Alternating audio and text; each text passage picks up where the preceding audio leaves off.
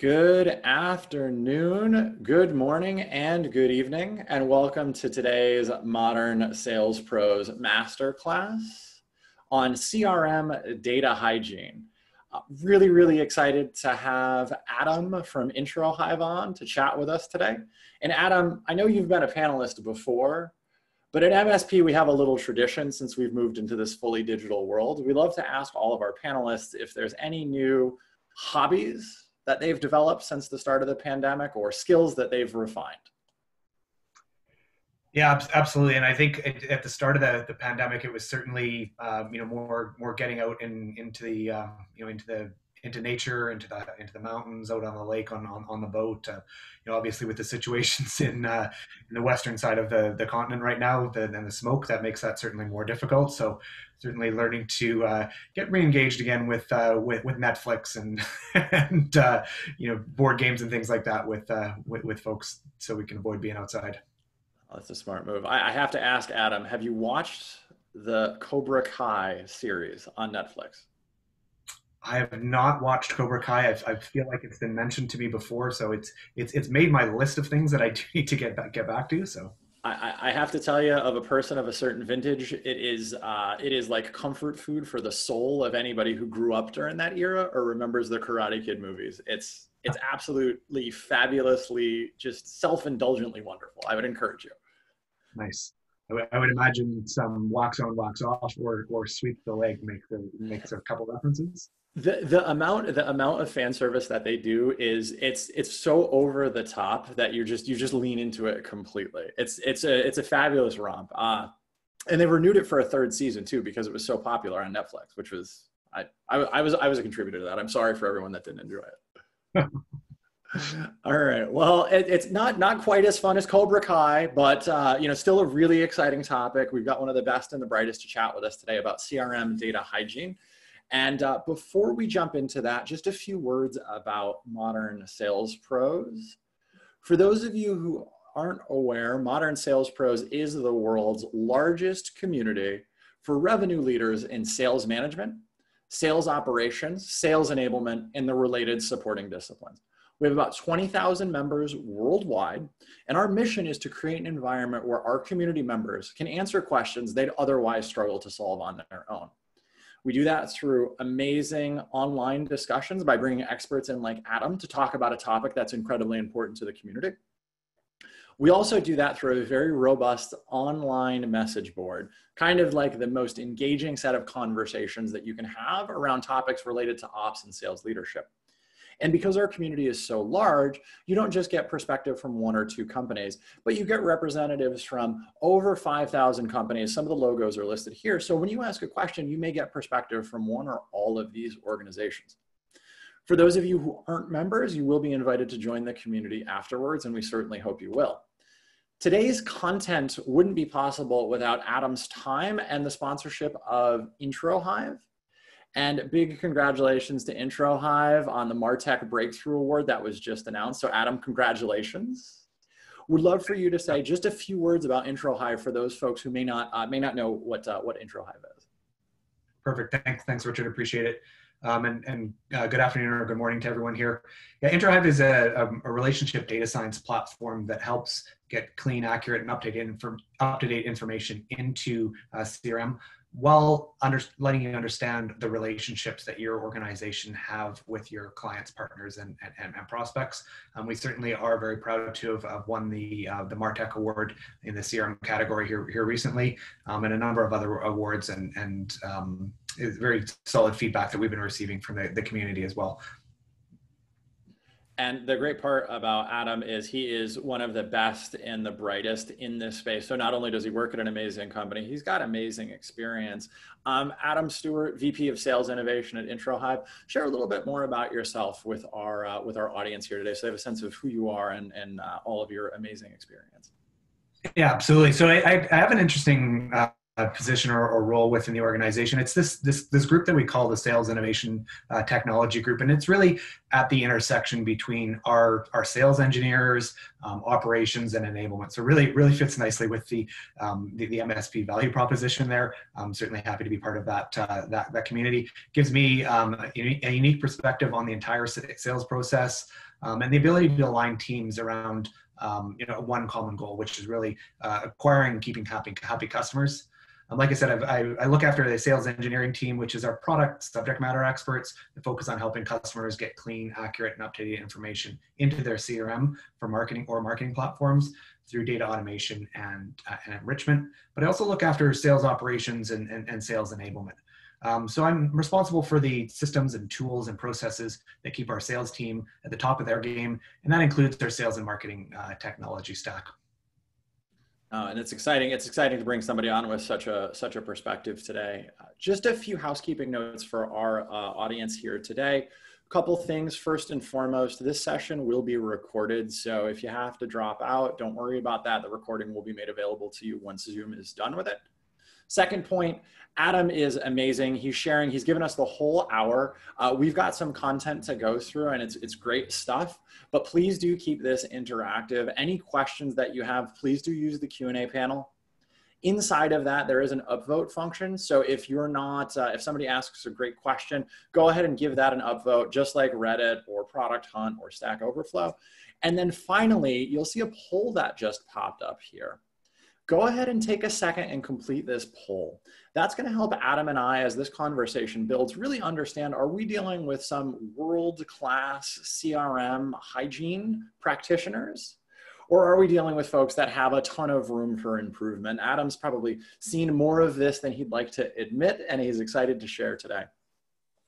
So with that, Adam, let's talk a little bit more about the state of CRM and kind of how we got to this point. Yeah, absolutely. And I'll kind of take you through a little bit of the journey about how I got to this point and where CRM kind of fits into that overall process. About 25 years ago, I started with a company that did automatic data collection for manufacturing companies to send warehouse data to SAP. So at that time, SAP was an ERP or enterprise resource planning system. It did a little bit of CRM on the side. We used message queues and wireless devices that were very reminiscent of another famous 80s movie, Wall Street, and Gordon Gekko's cell phone. So you can imagine that big bulky thing. That's what forklift operators were driving around the warehouse using to scan pallets and do pick and pack and Kanban and all that sort of stuff. So that was kind of my first introduction to it.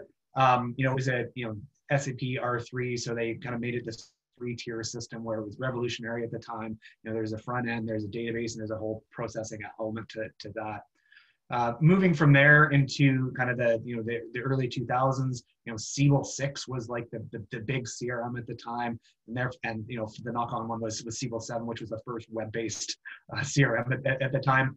The company I was working for was integrated into Siebel. We developed a web and chat screen sharing program that allowed customer service reps to complete e-commerce transactions online. It was a time when, as long as you put Linux and Java and internet in your press release, your stock would just go through the roof. So great times there in early 2000s. Kind of moving on to kind of mid 2000s, Dynamics 3.0 from Microsoft was kind of the big CRM at the time. This was kind of my first sales operations type position or role. Crystal Reports was the BI tool of the time. If you guys remember that, that's now part of the business objects and the SAP stack themselves. We actually built a mobile content delivery platform that the company that I worked for that worked on the preeminent mobile platform at the time, which was BlackBerry, right? So this is when BlackBerry was on everybody's hip. The software actually made BlackBerry devices look so good and work so well that the company Research in Motion actually bought our organization then. And so that kind of brought us into like the 2010s or the semi-recent time period. At the time, that company that I worked for was fortunate enough to have 70 or 75 of the Fortune 500 as clients, and RIM or BlackBerry at the time had 494 of the other ones. You can probably think of the ones that were not on that list. And so our executive team and our sales team was charged with, going out to those other 419 customers and just, selling them the software, because they're already BlackBerry customers. We've got this great software. It's going to work on their devices. The software should just, sell itself. So to do that, you fire up the CRM, you go in there and you start talking to people. Well, the first thing that you see in there is that, this isn't a CRM. This is an order tracking system. And we know certainly who signed the contracts and the opportunities that are in late stages, but the relationships inside CRM, they're not there. There's no who knows who, there's no this person talking to that person. BlackBerry is in tight with the wireless carriers, the Sprints, the T-Mobiles, the AT&Ts at times. So there was another layer of people there before you actually ended up talking to the customers. So you couldn't actually figure out who knows who. And that's actually how IntroHive itself was born, just around that particular problem. I think the one common thing kind of across all of those different platforms was the need or the importance of having clean, accurate, and up-to-date information in your CRM system, to make sure that the reports are actually revealing something, that insights that are the insight engines that you're building actually report on something valuable, and then the processes that your sales team and your customer success team and all of the marketing teams are effective for that team. Oh, and I think that's great. And we're going to be wrapping up our poll here very, very quickly, folks. So Adam, this is a common thing that we hear across MSP. And how do you strike the balance as somebody who sits at that intersection between ops desire to have tons and tons and tons of data and the practical reality that sellers don't want to do data entry? It's real challenge. I mean, we see all of the statistics here where it's just like, my goodness, 70% of data decays annually, and that's if it's even in there in the first place. Right. Yeah, I think that the balance, really, you gotta think about the what's in it for me as a sales rep, but also the other departments that are involved here, right? Like, if how can you route a lead to the SDR if you don't know the prospect's industry or location or company size, right? How can you do a win-loss analysis if a rep doesn't properly indicate why a prospect chose another solution? What does it mean to have like a 30% improvement in your sales cycle, like down to 47 days, if the reps aren't putting in their opportunities until they're for sure going to close, because you've got 32 required fields on that opportunity, right? It's not going to happen. So you really do have to strike that balance, and automate as much as you can. Get data from other sources. Don't make them pick 4 or 5 fields that could have been ascertained just from that first particular field, but also give something back to them. Ahead of that meeting that they're going to go into, actually deliver something that's relevant to them, that came from the CRM system that they put in there, one of their colleagues put in there, somebody from marketing, the SDR, a note, something like that. That's going to actually help them win the business. It's a team game. They got to understand that. I love that point, Adam, and it's something that and I know you and I have talked about it in prep sessions and on other panels, but your sales ops, your revenue ops, the object is in the title, folks. I know it's sometimes easy to forget. It's not you in sales at odds. You shouldn't be winning. You want to help your sales team and your revenue folks get more revenue. Make it easy for them, and you'll get compliance. There's been a lot of registration questions on this, Adam. I just want to kick you a couple more, and then we can talk a little bit more about the cost here. And folks that are online here, thank you for filling out the poll. We see most of the audience here today is about like, it could be better, it could be worse. A couple folks feel like they're superstars in terms of their CRM hygiene. A question that we hear a lot, Adam, around really balancing those needs of sales and operations. As an operations person, how do you sell folks on a new field that you want to add, or a requirement that you're looking to implement that is going to make work for the sales team? And you've done this a bunch of times, so I think you've got good perspective on it. Yeah, absolutely. And I think it comes back to the context. How is it going to help you as a salesperson? How is it going to help the rest of the organization? And a lot of times those two things are linked, right? Do you want to hand over a project or a customer to your customer success organization? that is going to, is going to fail in the first 30, 60, 90 days. Lots of organizations have, clawback, where that ACV that you recorded as a salesperson, you don't actually get until they're a successful customer for a year. And you could have just simply written a quick note to say, hey, this person's really interested in this particular feature. Here's an element that is of concern for them. That's something that's going to actually help that CSM team do their job, which is going to give you those logos that you put on the front end of your sales presentation, right? You're leaning on those logos to actually make your next sale. So why not have them actually be successful? And I think that's a great point, Adam. Last week we had on the head of professional services from Sales Loft, and she was talking about make sure that folks are set up successfully before you go and worry about the renewal and the expansion. And you're just echoing it here from the data standpoint. One more question on this, and then we can kind of move on and talk about the cost associated with having that set up here. How do you manage field creep in the CRM? I know it's tricky. And I think for most folks in MSP, Adam, just for context, most folks are at high growth organizations where maybe they've inherited a CRM from a previous ops person or a CRO or maybe an operationally oriented founder, but it's not set up for success. So how do you manage that field creep and pull things maybe back or adjust as needed? Yeah, absolutely. And I can absolutely empathize with folks that are in this position. I inherited our Salesforce environment. The person that put it together was a developer, because we were developing a Salesforce app.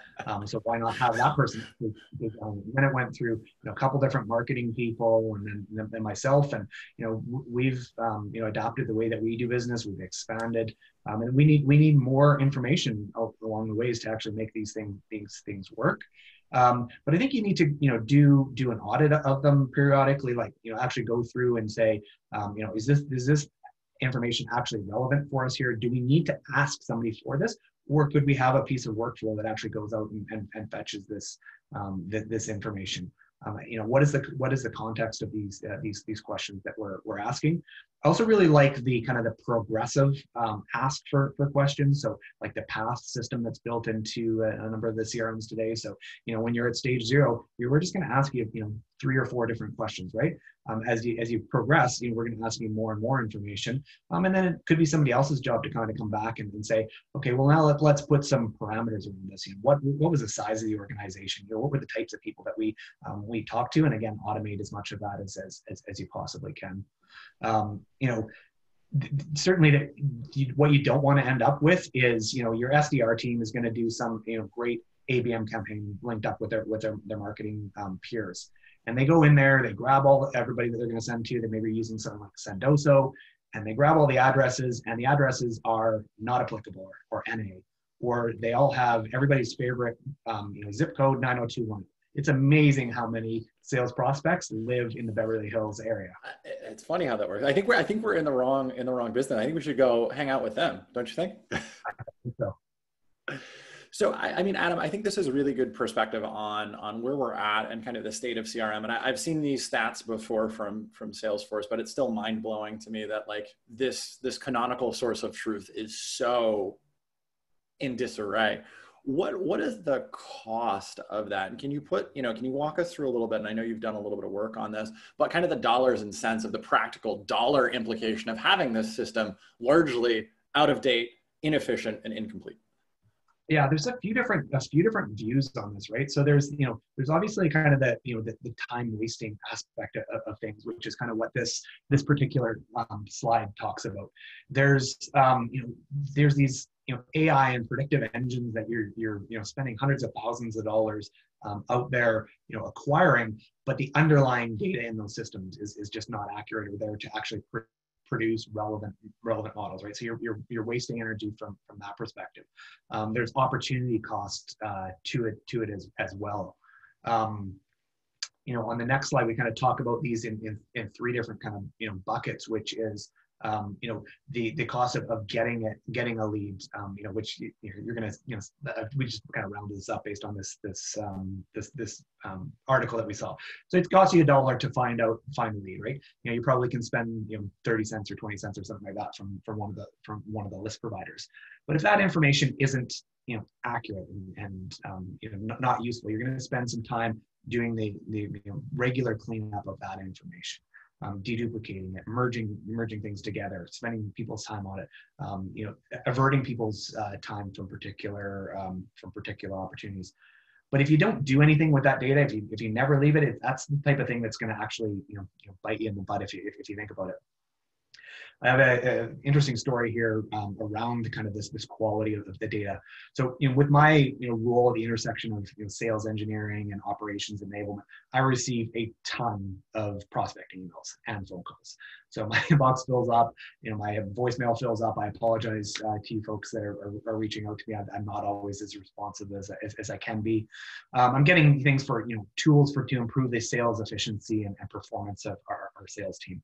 Tools that promise to increase win rates and revenues, and systems that really streamline operations on the sales side, which is really core to what my role is. What I don't see a whole lot is emails or pitches that are aimed at a software development organization. DevOps, product management tools, project issue tracking tools, things like that. That wasn't until about 2 months ago. And so 2 months ago, I get this email, and it's a really well-crafted email. It's from an outbound SDR. It includes empathy in it. There's clear value proposition. There's some personalization that's going on. They got a great proof point and a really compelling call to action. But it's for a DevOps platform, something that's going to link issue tracking and continuous deployment or development, those two systems together. Like, that's interesting. I don't normally see this sort of stuff. I don't lead our engineering team. I don't influence their tool selection like I would on the sales and marketing side of things. I wonder why I received this particular email. Then I reread the first line. Like, the first line is, being an engineering VP is tough. Empathy, that's great. Company X needs you to be business savvy executive and a tech guru. That's fantastic. So I've replaced Company X in here, but there's actually a totally third-party company name in there that they've now referenced as being my company, right? So I'm not the VP of engineering. I certainly don't work for Company X. Company X is not my current position. It's not my somewhere in my past history. It doesn't even come close to matching the domain name of interhive.com. So that's really, really, really weird. So curiosity kind of got me thinking about that. I went off to LinkedIn. I did a search for VP of Engineering at Company X. The top result, Adam Stewart. I'm like, that's very interesting. So it looks like the source of data that SDR was using, had two Adam Stewarts, and they were confused. So that's obviously a mistake. But that SDR or their sales engagement platform, emailed or called me 16 more times. Messages were packed with statistics, screenshots, Vidyard videos, offers for free trials, webinars, and each time it referenced Company X. It was like fantastic content. It was just not relevant to me at all. So not only did they spend those 2 months prospecting into me, it was not a buyer, they missed the opportunity to get in front of another Adam Stewart who has a 30-year career of leading engineering teams, putting Jira together with other issue tracking systems and continuous development, all that sort of stuff. And he's now in charge of that, and he's for a very large, well-funded sales organization, and they're the perfect ISP for this company that was reaching out to me. So it's not just the waste of time, but also the missed opportunity. And that's kind of where that $100 one comes from. Well, and I think the other part on that as well, there's only so many arrows in the quiver, especially if you're taking like you said, Sendoso before, if you're taking more of the account-based marketing approach, you don't get a lot of opportunities at that because it's a subset of your customer base. So this poor SDR is, I've got great open rate with Adam Stewart. He's watching my Vidyards, and now we're talking about that poor guy or gal today, but that cost is very, very real from a time perspective. Yeah. And So one of the they certainly will have high open rates because my SDR leader is now seeing it, my sales leader is seeing it, my marketing leader is seeing it. I'm like, this is why the quality and accuracy of the data is really, really important. The one person who has not seen it is our VP of engineering. I have not sent it over to them because one of the lines was, we take data accuracy very, very seriously in here, and I was like, well, you probably have to take that with a bit of grain of salt. That's a rough one. There's that whenever you correct somebody's spelling, right, there's always that chance that you make the mistake. I think it's true in prospecting as well. If you say, hey, we're a great security company, it's going to be some bad news on the TV.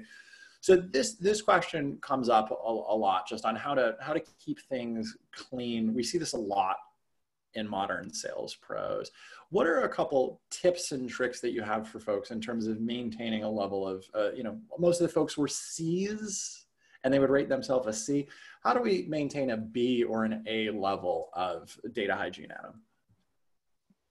Yeah, so I think one of the things is to not try and look at your entire database as something that necessarily needs to be fixed, right? Because data does decay there, right? People have left companies, they've gone to other places. What you really need to focus in on is the people that your folks are interacting with, right? They're emailing with them, they're meeting with them, they're engaging with marketing content. Let's actually focus on that group of the people that we actually have proper real world communications with, and keep those people up to date. Lots of different tools out there for cleansing that data. IntraHive has their own tool for that, but there's lots of different ones out there. And I think that kind of regular steps or regular cadence in reviewing that information and those fields and those updates is really, really a good approach. And you can actually push it down to the people who it's most important for, right? So in a lot of the organizations that we work with, the people that are in charge of those accounts or those, their key account managers are the ones who benefit the most by actually having clean, accurate data. And if you give them a tool that really focuses them in on those particular areas, they will gladly, spend a little bit of time on getting that data clean for you. Now, of course, you can do a lot of that with a rules engine for data enrichment and those sorts of things as well. And I think with that, Adam, that's a great perspective. And I don't think we've hit it quite from that angle, but would you recommend, to your point, right, a subset? So if these are the target accounts for, let's call it Q4 of 2020, those are the ones that we focus on making sure are as clean and as polished as possible, whereas maybe some of the older accounts we lay off of. Is that the recommendation here? I think that's part of it. So focus on what's in front of you, but also if you're looking at an existing set of contacts, you can actually get right down to the are we talking to these individuals at some level within our organization, right? Are they reading our blog? Are they opening our marketing emails? Is somebody from our customer success organization communicating with them? Is somebody from our accounting department actually in contact with them?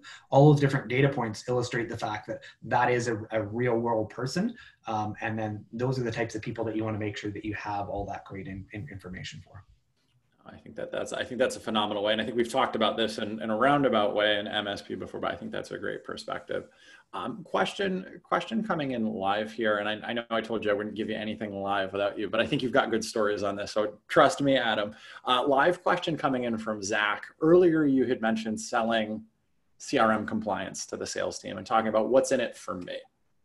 Yep. Do you have some examples of that Zach can maybe take back to his organization? Yeah, I think so. So, the what's in it for me is, if you can deliver some of those insights or those nuggets that are going to come from CRM or from some of those, ancillary systems that help kind of produce those results and put it in front of those sales teams or salespeople, that's going to be helpful for them, especially if they get a win out of it. We have several customers that have been very happy with the solution that we've delivered. For one reason or another, they have left their organization. They go somewhere else. They immediately become an opportunity for us. They are the ones that are actually bringing us into this new company. So that's a sales lead for that particular that salesperson. Other ones are just identifying anything that's newly happened. So a new relationship that's been discovered, a new time that that customer has shown up in the news, and this all the underlying data behind this is required to make this actually work. But let's say that company is going through an acquisition, and you've got services that are related to mergers and acquisitions. That's a pretty quick opportunity again for that salesperson that they can tie to a win. And it only works when you have that information kind of delivered proactively, as opposed to making the salesperson go look for it. Muted. I'm muted there. I think I always think that that's a great way. I think the other point on this too, and I'll reiterate what Adam said, is really helping sales understand how it's going to help them make more money. Ultimately, the folks in your sales or account management organization are carrying quotas. They're focused on adding and generating revenue. Anything they're doing that's not a revenue generating activity needs to be incredibly, incredibly valuable for them. And that's why we said at the beginning, it is sales operations or revenue operations, not operations. It's operations in service of the revenue organization. So I think that's an important point to echo here. Folks, please do submit questions live. We're pulling great questions from registration here. We've got Adam for about another 20 minutes. So anything that you've got that's burning that you want to dive into, feel free. Adam, what's the role that AI plays in all of this? I know you've done some perspective on how this kind of evolves, but let's let you jump into that a little bit more here. Yeah, so I think the whole thing is a journey, right? Your strategy around data and insights and CRM and whatnot. You probably start out where there's no strategy and people doing manual data entry, and your whole approach here is to not get fired. You don't want your name being attached to something where there's risk. So you're mitigating the risk around it. Then you're going to start doing things like automatically capturing data. So looking at the people that your team is emailing with, meeting with, making phone calls to, those sorts of things, and taking away that mundane data entry task, like you said, that is going to get in the way from a time perspective of that person actually making a sale or generating revenue. And of course, it's still valuable information that's going to help them later on, or is going to help them, the marketing team later on. And we capture that information, but we also want to keep it clean or provide some sort of context around it as well, right? So who are the people that people are emailing with? Is it just like a Jay Sanders at oracle.com, or is that is that Julie Sanders, and is she the VP of sales and sales enablement for Oracle on the West Coast, right? Those sorts of things are gonna help in terms of segmenting your marketing approach, identifying people that you should be reaching out to, prioritizing your time, and then getting from there to, so now we know who those people are. Who at our company actually knows those people? So do they have relationships on in social media, but also, and probably more importantly, do they have real world relationships with them?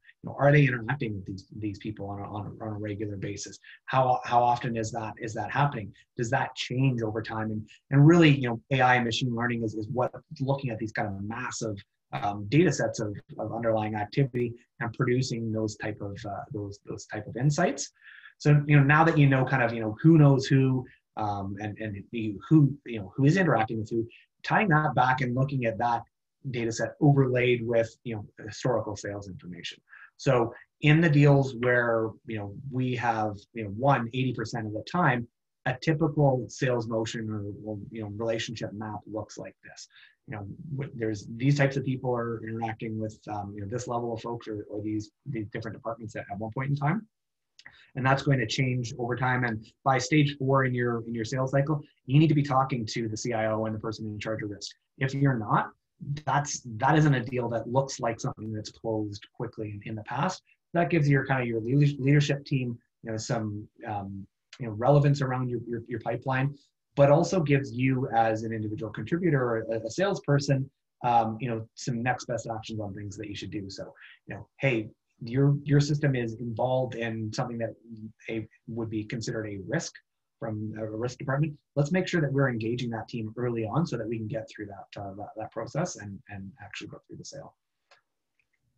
It's a lot there, and we've got a lot of good questions coming in here, Adam. So folks, please do submit questions. We're going to fire these off at Adam for the next couple minutes here.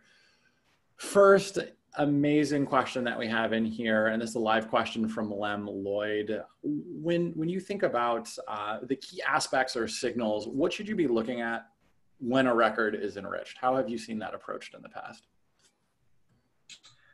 Yeah, so I would think that it really depends on your business, obviously, right? So if segmentation or identifying your ICP is really, really important, you've got to know things like, the firmographic information. So, what type of firm is this? What industry do they belong to? What geography is, are they part of? How big is their company size? That's going to indicate whether or not it gets routed to a particular SDR, or just ends up in a email nurture campaign, or gets fully disqualified.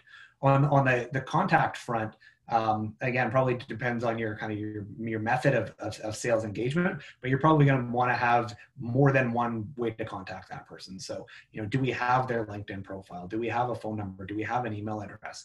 Or are we going to have to do some research here in order to actually figure figure them out? For somebody contacting me, the phone is terrible. Like my phone number is all over the place. You can absolutely get that, but I'm not answering that call while I'm on talking to my co-founder about how we're going to approach the next quarter or something like that. Email is good. LinkedIn is good as well, right? So there's all those different kind of methods for interacting with people, and I think you've got to consider what your approach is from a sales ops perspective, and how important those types of things are. I think that's a great point. And I think Britton here, it's a good follow-on question to this, and I'm going to paraphrase, but I also put it in the chat panel for you, Adam. How do you handle it when a sales rep has got some data that they're maintaining on a contact or an account, and then you want to enrich with maybe other data when there's an inaccuracy or discrepancy between those two, like phone number, right? The AE probably knows the phone number really well, but your enrichment vendor has a different phone number. How do you handle those sort of merge errors, or how have you seen that solved for in the past? Yes, and I think what you want to do is take away, that one person being the authority there, right? And the way that we approach it with our platform is we look at all of these different things as signals, right? So it could be coming from your enrichment source as one thing, but maybe somebody else has or 4 or 5 people have it in their address book as another. And then when we've actually gone through and parsed the email signature out of that particular email, that's probably your best source of information, right? Because it's actually your responsibility when you add it to the bottom of your email. So you're going to probably make sure that that's accurate. So that's probably going to override things like, an address book or even a data enrichment vendor. Coming from the BlackBerry era, my address book probably has 400, contacts in there of all people that, work at BlackBerry. Well, we all know what's happened with BlackBerry. They're all in other roles now. So I certainly wouldn't take that data source as gospel. You got to be constantly evaluating the different data sources, for accuracy and completeness and whatnot. And it'll depend on the region that you're in, the role that you're looking at, the industry, all those sorts of things. But you don't have to do that as a sales ops person. There are tools to actually analyze those and produce results. I think that's a great perspective. A few more questions coming in, and then folks, please do put any other questions that you have that are burning in the Q&A panel. This one is more of a Salesforce specific, and it's a pretty straightforward question.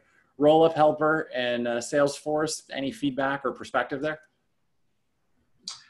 Yeah, it's interesting. I've not used the helper application specifically for it, but I definitely like the concept of roll-ups. We use it for things on the account record, figuring out, do we have open opportunities with these this person? How many times have we prospected to them before? It's kind of rolling up those summary of those individual objects. I guess it depends on kind of what you're using for it for right now, but I'm certainly a fan of roll-ups within Salesforce. They're great. They're super, super powerful if you get them right too. A couple more questions coming in here, Adam. So one question on best practices or best processes around actually creating accounts and contact records to make sure that data accuracy stays good. So starting from a really good foundation. Any tips or tricks? Yeah, I think starting fresh is always a great thing. You can't always do it. A lot of us have inherited those systems, and it's important for contacts and accounts, but it's also important for things like opportunities, right? Is your opportunity record actually reflect what your process is there? When you're talking about your stages, is there really clear definitions of what is a stage 1, what's a stage 2, what is the entry criteria, what's the exit criteria? When we're asking about things like funding, like you've got a BANT kind of sales qualification, do they have budget? Is that a yes or no question, or is that a yes, they do have budget, it's $20 million, it's been allocated, and they have to spend it before the end of the year? There's really different things there. And I think the same thing really applies on the accountant and contact record as well. So again, going back to those core things in terms of segmentation, let's make sure that we get those those right. If you're and as I saw this question in MSP the other day, if you're prospecting into mom and pop pizza shops, that's a totally different animal than it is to the B2B organizations and sales, marketing, and business development leaders. The totally different focus, different way of getting in touch with them. Obviously, the business models are very, very different there as well. And I want to hone in on something that Adam said before and pull it back to some conversation we had earlier around like getting sales to adopt, right? There's always these questions like, how do I get my sales team to put more data in? What Adam said is very, very important. Just get the data that you need when you need it. I know that sounds like, yeah, Rich, no, of course that makes sense. But really, if you only need to have these 3 pieces of information at stage 1, just expose those 3 pieces of information. And if you can make them a drop down or a tick box or a multi-select, make them a drop down or a tick box or a multi-select. And your sales reps will have a greater propensity for compliance. I didn't say they'll be compliant, but that will help them a long way, because you're not looking at the entire, oh gosh, I got to get all this information to create an opportunity. I'm just going to wait another week. Versus just doing it just in time. And I'll also give a plug. Lightning has some interesting features you can do that actually provide some contextual information, where you say, hey, it's stage 1, Adam, this is qualification. These are the 3 fields that you need, and this is what your goal is of this. So you can actually get your sales reps up to speed inside the UI of Salesforce, even if they're a little bit like, I don't know what I'm supposed to do here. It's just a plug for a big fan of that section of Salesforce Lightning as well, in the different stages. But I think also, whatever you can do as sales ops people to kind of, bring that data collection to areas where the salesperson is actually working. So, right. If they're working in email, back in the days when we used to jump in a cab and go to meetings and travel, all that sort of stuff. Like let's get that, those post-meeting notes and the follow-up into Salesforce remotely, just by them picking up their phone and typing a quick note or speaking into the phone, as opposed to, okay, let's get back to your desk or open up the Salesforce app and click through these 17 tabs and enter a bunch of stuff. The next step is, we got to send the NDA to this person, and hey, Jake, you're responsible for putting together a proposal. It goes into Salesforce workflow, done, right? Like, remove some of that mundane stuff that doesn't need to be there for your revenue generators. No, I think that's a great point. And there's actually a question about that, Adam. So I don't know if there's anything else that you want to add here for this question about folks that are like truly our field reps, right? The road dogs, they're in cars for 5 to 9 hours a day. Any other advice for CRM hygiene or compliance in that world? Yeah, and again, I think it's gleaning information from the context of it, right? So the sales rep has a meeting with this person. We know who the person is. We can figure out their company from their from their domain. We can figure out the people and the roles that are on that. Don't make them go and log that information. At the end of the meeting, quick prompt, hey, what's the next step on this particular account? Fill that in. You can literally do that in the 5 minutes when you're in the back of the cab and making that happen. Salesforce is a fantastic tool, but I don't think people can live there when they're out in the field day in and day out. They're going to probably come back to their hotel or back home at the end of the day, flip open their laptop and spend a bunch of hours in there, which again is probably time that you could have saved if all of that information was in there in an automated fashion. And as a friendly reminder for all of our compatriots in revenue and sales operations, CRM is a tool that is great for sales managers. It does not generally help salespeople close more deals. So do keep that in mind. Back to selling to the sales team, understand that it is, to Adam's point, they're not probably going to be able to do it right away, right after the meeting, because they're probably back to back. That's what you want them doing. So be respectful and kind to that. A few more questions coming in here. Adam, one in here more just in general around getting the right balance between data entry and compliance. We've hit on this a lot, but what % of time do you think in an ideal world are sales reps actually doing data entry into the CRM? Is it really zero? Can we get there? Or is there some % where it's just going to be required for folks?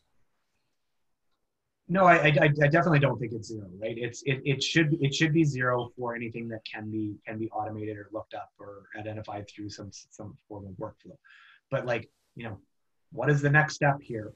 Who in my company actually needs to be involved in this cycle? I need to have legal review of this contract. I'm thinking this is going to close at the end of September, and here are my blockers. It's coming time to kind of do your commit call. I'm committing this for Q4. There's upside to it. Those sorts of things. Those are the things I think where there's probably that's where the focus should be with the sales rep, because they're the ones that have that knowledge.